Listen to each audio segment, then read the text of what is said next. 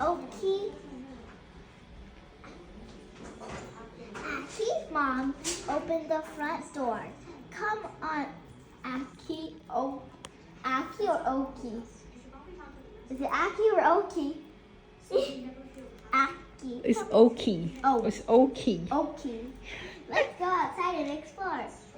But Oki wasn't really sure. He was only small and the world looked big and scary.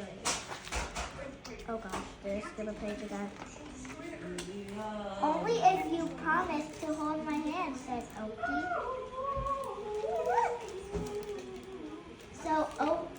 So Oki's mom led him down the long lane. Oki wished he was back home again. Got me. This looks like a great place to play. Shall we take a look? What do you say? Asked only if you hold my hand, said Oki. I want to go on one of these now. And Oki did it! This is a slide like fun. Would you like to try? Asked Oki's mom.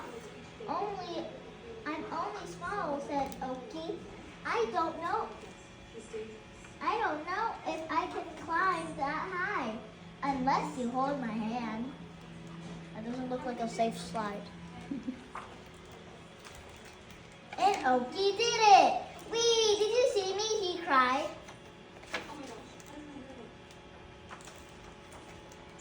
We'll take a shortcut through the woods, said Oki's mom. I'm not sure if we should. I'm not sure if we should, said Oki. It looks dark in there. Well, I suppose we could. Will you hold my hand? And Oki did it. Boo! I scared you, he cried.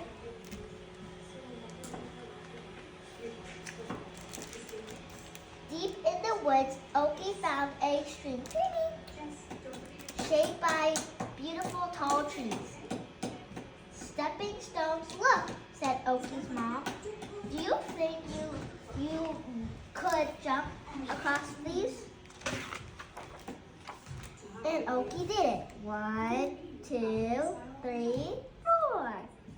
Your turn now, Mom, cried Oki, holding out his hand.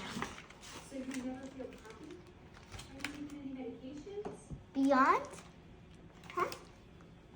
Beyond the woods, Oki and his mom ran up the hill and all the way down to the ocean.